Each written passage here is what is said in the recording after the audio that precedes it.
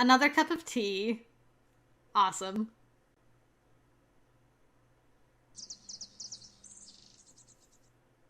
That picnic in Hyde Park was the most fun I'd had in ages. I couldn't picture a day more perfect than one spent outdoors with food and good company, and the weather was so agreeable to the occasion. Yeah, you mean the foggy weather?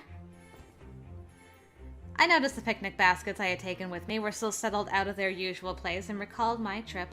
Ah, what sweet nostalgia it was that had overtaken me. I'm sure it was.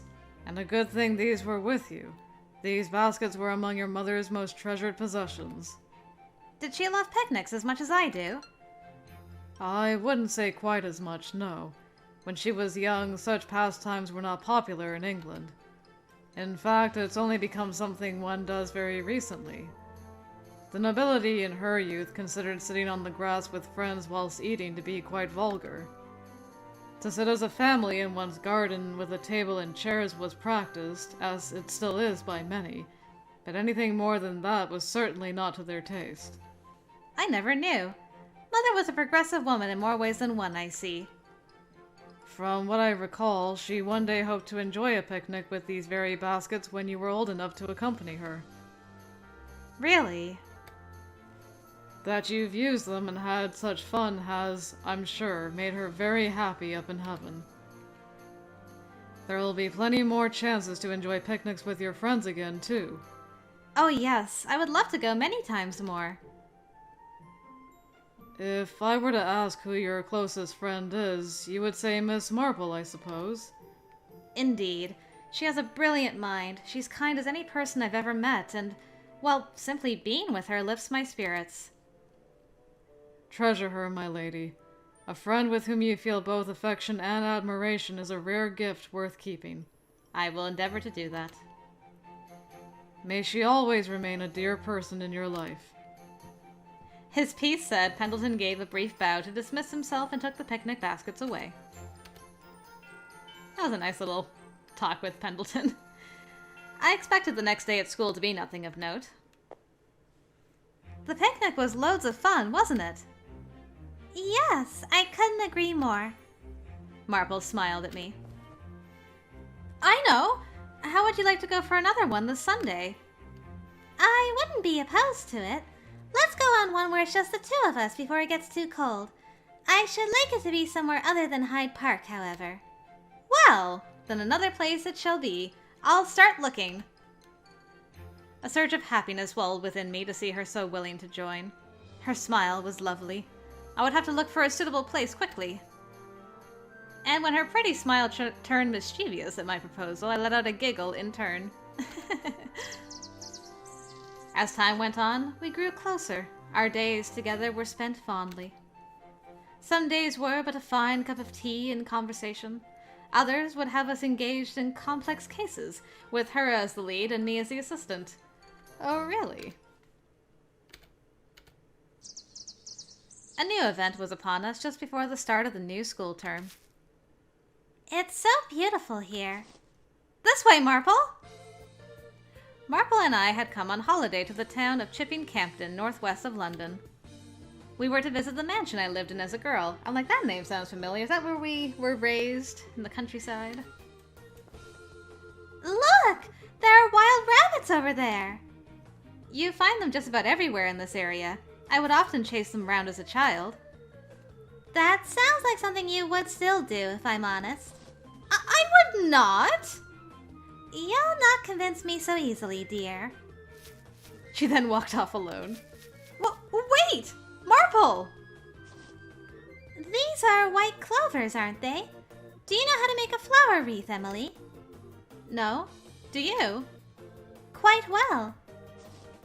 Her fingers, delicate and pretty from that touch of having done much women's work, worked carefully to make a wreath from white clovers. Her skill was as such that she made this look very simple. When she finished, cradled in her hands was a lovely flower wreath that possessed not a single flaw in its design. Put it on Emily's head. My word! What gorgeous work! It isn't that difficult. Why not give it a try? Please! I sat down next to her, shoulders touching whilst I leant to absorb her tutelage more closely and tried to construct a similar wreath of my own. Tried. Indeed, its final quality was not up to anyone's standard. Ladies, the carriage is here. Coming! We'll be right there. The day gave us both such joy that even as it was nearing its end, we bounded on the way to the carriage with a light skip, grinning and laughing all the while like sisters on the way home from Sunday church. It was time to visit my childhood home. As the carriage clacked, I felt that distinct thump within my chest that one has upon the past being revisited. I feel so at peace here. It reminds me of where I grew up, St. Mary Mead. Now I remember. You were raised by your grandmother, weren't you? She's made a name for herself as a splendid detective in her own right. That's right. She would always go on endlessly about the village's affairs and nothing else, so I did have a few grievances. Yet I was fond of it. I like living in London as well, but my way of life before was more relaxing. You've always struck me as very relaxed in London. Have I? Shock. We arrived. I was eager to show Marple a tour of the inside. Is this yours, Emily? Oh, that sewing machine belonged to my wet nurse. It doesn't look like it's broken. May I play with it? Would that be all right, Pendleton? Of course. Everything in this mansion belongs to House Whiteley, so you may both use it however you wish. Thank you, Pendleton. Let's see. What is it? I was thinking that I've no idea how to sew. Allow me then. I'll show you. Marple put her floor rhythmically on the sewing machine's pedal. Each time it responded with a light click. What luck that it still worked. Goodness, you're quite familiar with sewing machines, aren't you?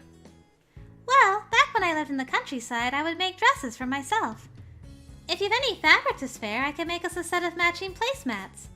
How sweet of you! Wait here, I'll bring some right away.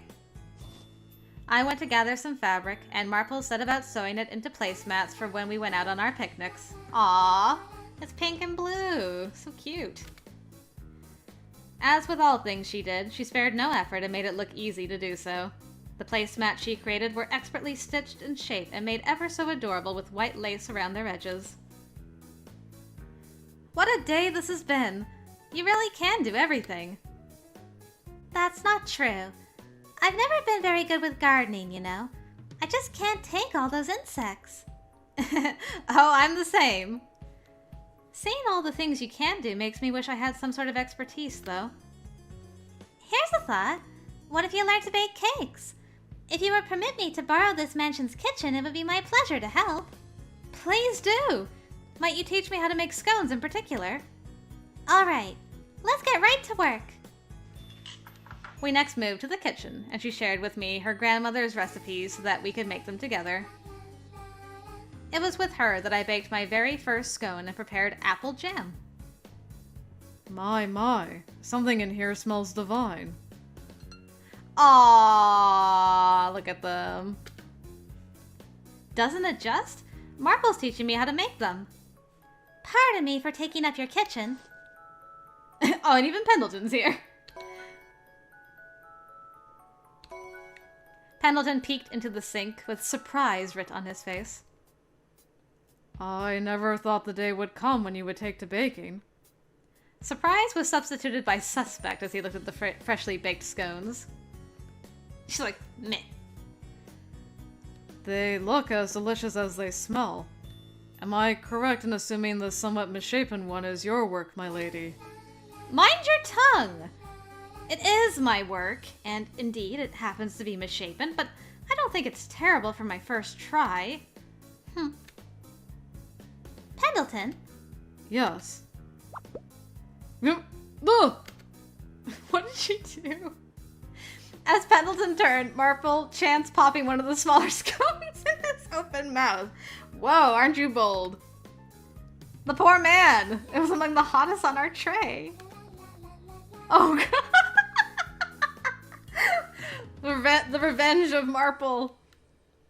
Mouth is burning! He took to it as well as one could, holding his hand politely over his mouth and swallowing the scalding scone with an inaudible, but almost assuredly painful, gulp. Marple, as though this mild torture against my butler was not yet satisfying enough for her, removed the wooden spoon she had been using to stir the pot of jam and presented it for him to taste. We have some piping hot apple jam that would pair perfectly with your scone if you would like. No, I'm quite alright. That was the fastest I'd ever seen him dash out the kitchen. Or anywhere. Pendleton finally met his match. Marple! I can't believe what I just witnessed! I've never seen anyone best Pendleton in anything. Right? I'm inspired. Next time I'll make a scone so perfect that he will sing my praises. Just take care not to make more than you can eat. Oh, but of course. It was the next day, the day of our picnic. Marple and I set off with a pleased air between us, our hard work having produced fine results like the scones, jam, and sandwiches, all of which would be finer once in our stomachs. As I look back, I realize now that it was the last truly spectacular picnic of the year. We never parted for the entire day. Together we went. Together we found a place to enjoy the sun. Together we spread our newly sewn placemats. And together we talked over delicious food that we baked with heart. And what better way was there to celebrate well-made food than some tea? What a pity that we're back to school next week. I would have liked to stay here a bit longer. I count myself fortunate for having come here with you at all, really. What if we visited again during our summer holiday next year? We could fish in the duck pond, and we could gather some eggs from the chicken coop. I think we absolutely should come again. I want to see what this place looks like at the height of summer. You seem to be happier here than in London also. What? Do I? But I love London. I must look happier now because I'm here with you, Marple. Are you certain it's not because you're full of delicious food? I'm very certain that's not it. The scent of hay surrounded us. The winds of autumn greeted us, tussled at our hair, whispered music into our ears. This weekend in the countryside would become a memory we both cherished. Much had happened during the year. All of it was wonderful, even the moments when I was at my most distressed, for they all led to this time with Marple, and to spend time with her was the most wonderful thing of all. I thought that was going to be the end of it. I'm like, that sounds so final. Weeks passed. I didn't think much of it till the day we were set to graduate was soon too close to ignore. It doesn't feel like our time here is nearly over. It's gone by so quickly. It really has. By the by, have you made progress on your thesis? The cultural impact of traditional furniture, was it? The cultural impact of traditional furniture. I wish I could say it's going well. I should have picked a simpler theme, but I chose it so I shan't complain. And yours? Is it still about fine tea and English women in high society? I'm almost done with it. I must make sure a few of my facts are indeed accurate, so I'll be going to the library after this. What will you be doing? I'll join you. At this rate, I fear I won't finish. As we were on our way to the library, we happened upon Holmes and Watson, both of whom were holding borrowed books. Are you two on your way to the library as well? Are your theses going well? We've both finished, as it happens. We're currently in the midst of an investigation unrelated to our studies. The artist asked for our assistance with something. We'll be going in a bit. How prudent. My eyes were drawn to another thing Holmes held. A photograph. A familiar one. But why was this so? I could not quite recall. I can't place it. Perhaps my mind is playing tricks on me? Are you gonna show the photo? I would like to... Now I'm all suspicious and things. Well, graduation shall come sooner than later. He made to be subtle in how he adjusted himself, but that he did so to hide the photograph from my sight had not escaped my notice. Oh, that it will. It's hard for me to think about. I'm not quite ready to leave. Are we going to see each other less after we've graduated? Not at all! You know where our flat is. You ought to come see us as much as you please. I might just do that. Thank you. If I may ask, what are your plans upon graduating, Miss Whiteley? Mine? I hesitated. What do I want to do? I've never given it much thought. I could become a detective, but I don't know if I'm quite capable of working alone. That thought in mind, I looked down at Her Majesty's ring on my finger and was stunned by its condition. It had lost its brilliant luster. How? Lack of polish on my part? Or something else entirely? So you've yet to decide. I would remind you to consider what you'll do whilst carrying on between cups of tea, because life after school is, believe it or not, a when and not an if. Come now, be kind with her. Emily, would you mind going to the library and getting some seats for us? I'll be along in a bit. I don't mind at all. Goodbye, you two. Take care. Good luck on your thesis! I bid a fast farewell to Marple before hurrying to the library. She wanted to get rid of us. Why? At this time of year, the sixth form students were always in there and huddled over their books, murmuring their studies and fighting through half-open eyes. The seats would fill up quickly if you weren't timely in getting one for yourself. Miss Marple, I ask that you ensure Miss Whiteley stays far away from that case. Interesting. You needn't ask. I wish her no more danger than you. Thank you. You're closer to her than anyone. This is something only you can do. And I will do it. I don't want to do anything that would cause her pain. You guys conspiring against me! Guys! You're hiding stuff from me. That's not cool. Thought we were all friends. Sad face. More time passed until it was the day of our graduation ceremony. It took a great amount of work on my part, but my thesis was done and submitted on time. My grade wasn't quite as high as Marple's or Holmes' or Watson's, but I finished it. How did you do worse than Watson? Emily. Oh, thank God that I did. This was enough for me to puff out my chest with pride. May I have a minute of your time, Emily? What is it? I just wanted to tell you that I've enjoyed my days at school so much more since you arrived. Will you stay with me then? Will you keep helping me even after today? Oh, nothing would make me happier. You plan to open up your own detective agency that serves tea, don't you? It sounds like a dream. Not immediately, but it's something I'd like to do in the future. I still have a lot to learn and plenty of work to prepare first. Whenever she spoke like this, I was pinched with loneliness. Oh. Speaking truthfully, I haven't a clue what I want to do with my life. I know I must do something. We all do, and yet nothing comes to mind. The only thing I know is that I want to help you until I find a path of my own to follow. I'm aware you asked first, Marple, but if I could ask you the same, may I stay with you? Keep helping you even after today. But of course, Emily. That will be just fine. I'll be counting on you, dear. Marple smiled her kind, beautiful smile reserved just for me. That was our last day spent at Harrington Academy. We were no longer considered children, but young adults responsible for what would become of the future. I was nervous, uncertain that I was ready to step into a whole new world. That is, until I simply thought of it as a whole new beginning at Marple's side. A whole new beginning. In St. Mary Mead. Special recipe.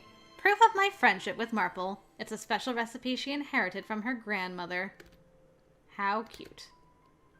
Charmed end. We did it! That was very cute. That was a very sweet friendship ending.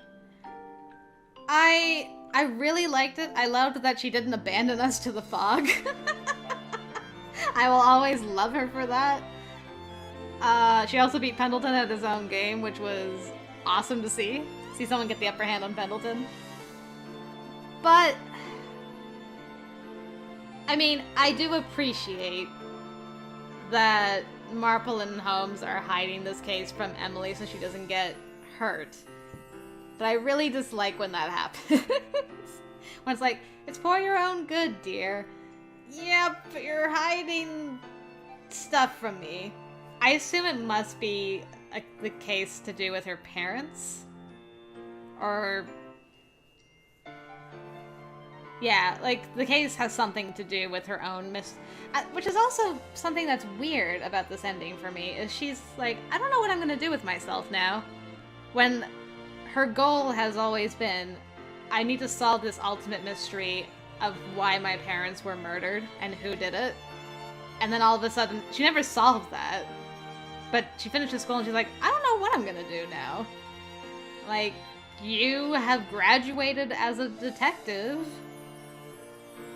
And now all of a sudden you're like, I don't know, this ring from Her Majesty has lost some of its luster in my eyeballs. So I'm just kind of like, I don't know. I don't know that I buy that, that change in Emily right there at the end. It just seems kind of strange. I mean, it's nice that her and Marple are going to be working together, but... yeah, I don't know. I got mixed feelings on this ending. Not because of Marple herself, but more like personality change in Emily. And... eh. Alright. That was cute, though. I really enjoyed that. I hope you guys also enjoyed Marple's Route. Thank you very much for joining me once again, guys. I think it's pretty safe to say Marple is going to be on the bottom of my list. Whether we're just talking like charmed endings or proper routes or all routes or whatever. Yeah, that ending just kind of soured it a bit for me. I mean, I don't... even before that, I was like, I don't know if I like this as much as I did Kobayashi's. So, yeah, I think...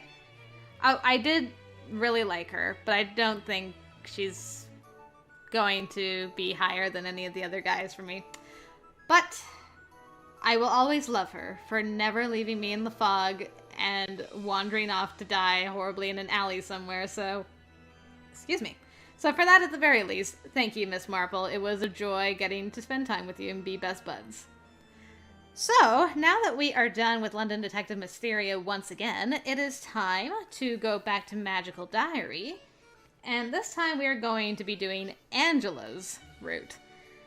So, ex-girlfriend of William. Should be a lot of fun. Hopefully I will see you over there, guys. Thank you very much again for joining me, and until next time, I will see you later.